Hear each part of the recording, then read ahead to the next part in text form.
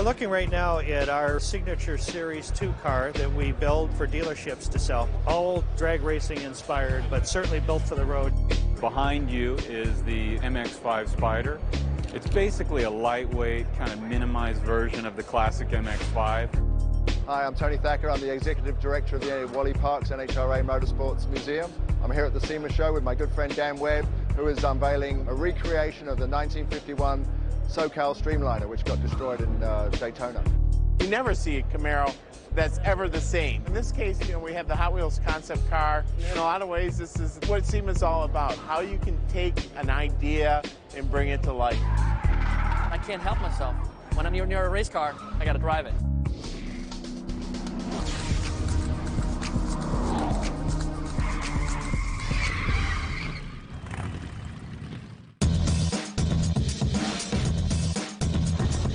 From all of us at Ford, welcome to SEMA. I've been coming to SEMA for 10 years. You can't help but see the passion. I mean, I personally believe all the innovations really emanates from here because it's about people with their passion for cars. And then that's where the industry takes that passion and impacts our design. That's why we work with builders. You see, I think about 15 or 20 cars right down this row from various SEMA builders who took our cars and took them to the next level. Expressive, exciting, performance, all that available from kind of the aftermarket tuner world. So to me, SEMA is kind of that little kernel, that little DNA that is in the fun to drive element of every car. It all starts here and eventually makes its way into the OEM. That's where it happens. That's why. So we have all these action athletes who drives our trucks in all short course off-road racing, or in drifting, or in rallycross, or in touring cars. Tanner Faust, gold medalist in the drifting championship, and also the gold medalist in the X Game, and won the global rallycross. And Brian Deegan, who won the X Games this past year, and also the most decorated athlete in the X Games. So what we're doing outside is giving you a microcosm of what happens in professional racing out here at SEMA for people to come in and catch a ride with their heroes.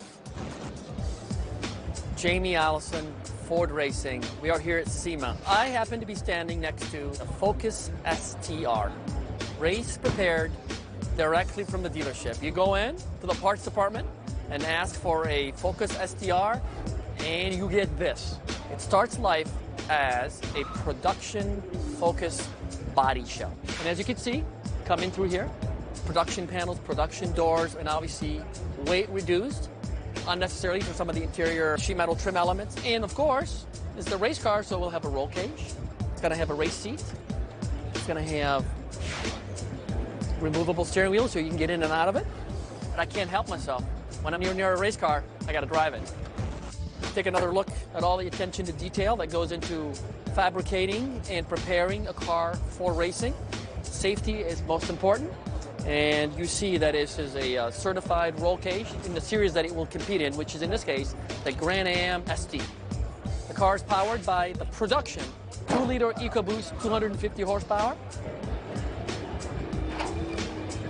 Feast your eyes on what is really a production engine put into a race vehicle. As I said, 250 horsepower in this package.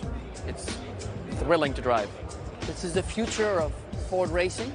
This will complement our Mustang-prepared race cars. And as you can see, it's great to look at, and it's lightning fast, and it'll make its debut in the Grand Am ST Series early next year. Look for it. Go Ford.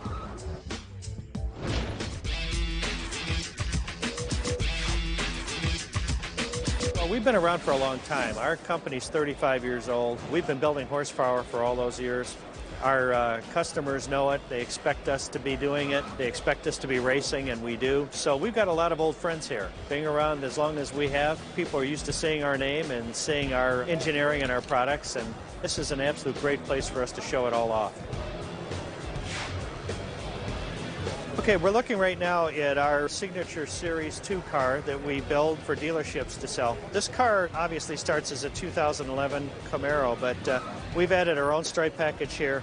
This window hood is one of our own creations and gets a lot of attention because you can see the chrome supercharger through the hood. The front end, the grille package, the spoilers are all Lingenfelter Performance original parts. Around the side here, we've got a wheel package and our own rockers. The rockers have got our company name on it. The interior has got just a few added features to it. We find that this bar gives the car a very, very good look. We've gone on ahead and added that. The rear end of the car is also our own. We've got our own rear fascia plus our own spoiler. You'll notice in the back here, this is very different than the standard Camaro. We typically add a Corsa exhaust system along with this package, and that's been added also. This is our signature 2 Series car, and our customers have reacted very, very well to this version of the car. Our heritage has always been in drag racing and road racing, and so all the guys that work for us at Lingenfelter Performance Engineering have all got ideas about the way these cars should look. This was a collaboration of all of us getting together and trying to decide what made the most sense, and so the stripe package and the engine cover and everything else is our own design from start to finish. I'd like to show you the engine.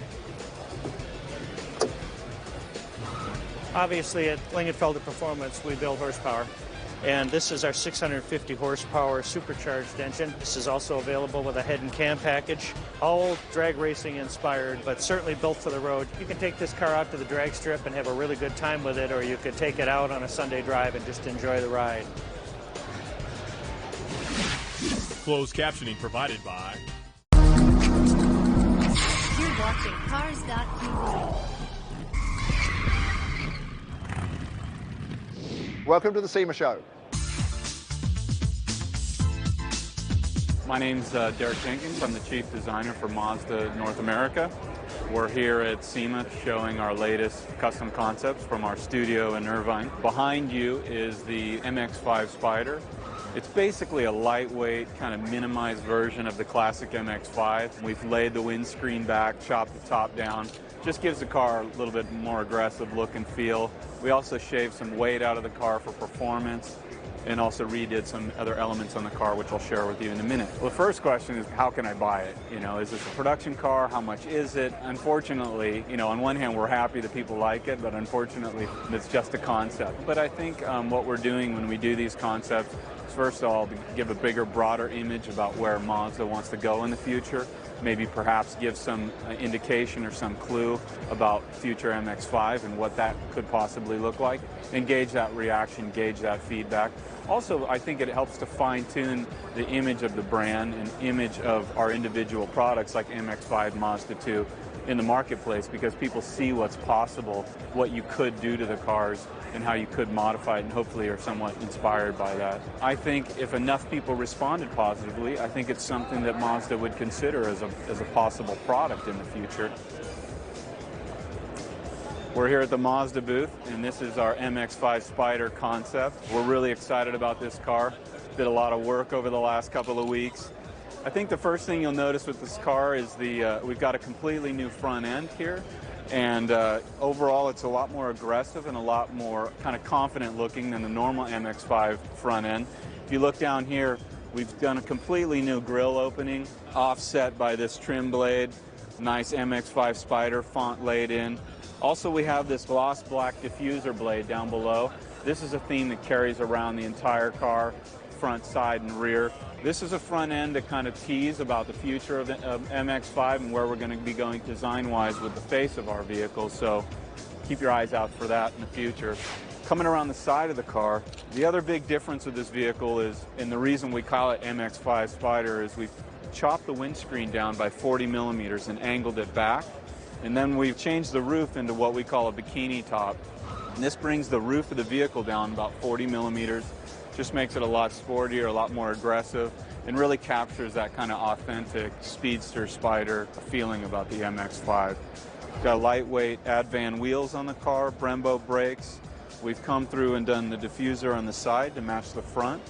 Got our MX-5 Spider logo, and then really subtle race-inspired graphics on the side of the car just to give it that kind of Mazda speed look and feel.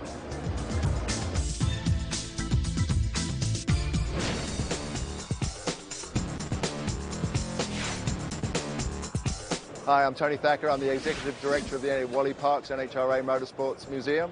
I'm here at the SEMA show with my good friend Dan Webb, who is unveiling a recreation of the 1951 SoCal Streamliner, which got destroyed in Daytona. Dan is very famous for building some really awesome street rods over the years, and I think we were at the Grand National Roadster Show this year in LA, and we were talking about what he wanted to build next, and he said, hey, what about building the SoCal Streamliner? You know, it got destroyed, nobody's ever seen it. Wouldn't that be a great tribute to Alex Exilius, you know, who's a hero of all of us? So, you know, Alex said yes, the SoCal Speed said yes, and so Dan built it in 90 days. We didn't have very much. There was a cutaway drawing in Hot Rod magazine in 1951, and we had about 30 photographs that Alex had taken in the day. So we gave all that stuff to Dan, and he used his magic and just recreated the car down to, you know, the finest detail. I mean, it's dead nuts. And this had a Model T chassis, and in 1950 it went 210.92 miles an hour on a Model T chassis. And it's just great, you know, it's just fantastic that, you know, guys had the guts to do that stuff back then with minimal safety equipment. You know, maybe a motorcycle helmet and a T-shirt and a lap belt from an airplane. That was it. Well, the SEMA show is incredible. I worked for SEMA for 8 years, and I think it's just like the mecca of our industry. You know, our industry's, it's huge. It's all about all sorts of stuff. So you can be looking at a Mustang one minute. You can be looking at the SoCal Streamliner the next. You can be looking at real Bonneville cars. I mean, there's so many things here to look at. And it's all inspirational, you know, it just shows the creativity of all the people in our industry, whether they're, you know, teenagers or whether they're 90 years old. We decided to build a car after a conversation with Alex Exilius. A year ago, I did a reproduction of the Phil Remington Roadster, and talking to Alex, he said it sure would be nice to see the Streamliner reproduced. And he was here at the SEMA show yesterday, and he said the job we did was a exact copy of what he remembered 2 years ago. The motor is a 286 Mercury flathead from H&H Flatheads. It has no transmission in it. It's just a direct drive. You have a hand clutch. You let go of the clutch. It's in gear and you take off. It has 3 Stromberg carburetors. It has a Kong Jackson ignition. None of the pieces are from the original car. All the pieces we have here are parts that were from that era, but not this car. Over the last 6-8 months, we've been able to find all the pieces and reproduce it here. We didn't really realize, looking at the pictures that we've looked at, how small the car actually was at the time, and how narrowed up it was, and you know, just how lightweight the thing is and how evolved over the years for safety. And there's no safety equipment on this other than a single seat belt. There's no roll cage. There's a little fire extinguisher for onboard fire, and that's all the safety equipment that's in the car. The car will be leaving Saturday. It's heading to Pomona, California, to the NHRA Museum, where it will be there for a couple months. I want to thank everybody for coming, and we'll see you next year with something new. Closed captioning provided by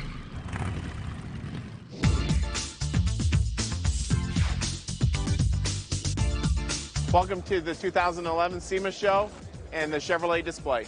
My name is John Fitzpatrick. I'm the marketing manager for Chevrolet Performance Cars, which includes Camaro and Corvette. We're back here at SEMA again for 2011. The Camaro was just named hottest car of the year for the 2nd year in a row for SEMA. And I think it's a great testament to the reason we're here, because so many people have such a passion for Camaro and trying to see what they can do with it and how they can personalize it and how they can make it different. It's great going to car shows across the country, enthusiast events and things like that, because you never see a Camaro that's ever the same. Everyone has their own little change to it and such, and you're basically in the playground of that today, walking around and seeing the different Camaros out there and how they've changed them or personalized them or just tweaked them to make them their own, and to, in this case, to demonstrate how they can really enhance your Camaro for a customer. I think that's a great compliment, you know, to have a car that people want to take and they want to make it, you know, something special. You know, we like to look at it almost like a blank canvas and letting people come in and do what they need to do to the car and make it their own. You know, you get that relationship. Anytime you can build a relationship where they feel ownership in that particular item, you know, in this case, this beautiful car, it only goes to help us, you know, reach customers and convince them that, you know, Chevrolet is different and we're evolving and we're going to have another great 100 years. In this case, you know, we have the Hot Wheels concept car. In a lot of ways, this is what SEMA is all about, how you can take an idea and bring it to life. In this case, you have a Hot Wheels car. They do millions of cars. every day. It's interesting to be able to take that passion around that brand and the excitement they have for their cars and bring it to life, really. How this relationship with Hot Wheels will evolve, it's still in its infancy stage. We're still trying to see where it goes, but we think it's a great relationship. We think there's opportunities abound that could really enhance both partnerships. I wish I had them still. You hear about some of the Hot Wheels today and what they go for, and it's like, geez, my mom, probably threw those out, when I left the house and when I was 18. I worked for Chevrolet for 23 years. I'm originally from Detroit, so, of course I have family members that worked for both Ford and GM. I had a grandfather that worked in Chevy design at the time. He used to tell great stories about how they used wood before they even got into clay and such and modeled cars and developed them. And it's just a great passion. You're from Detroit, it's almost like it's part of the water there. You take a sip of a fountain, it's like you got octane out of it instead of water. You're looking at the Camaro done up in what we call our Camaro Hot Wheels concept. It started out as a Camaro SS, has a 6.3 liter V8 engine, great horsepower, great torque numbers. But what we've done with this car is really given them a makeover that is unique to anything out there. We started out obviously with the green over chrome paint. First time anybody really has attempted to do a car in chrome paint.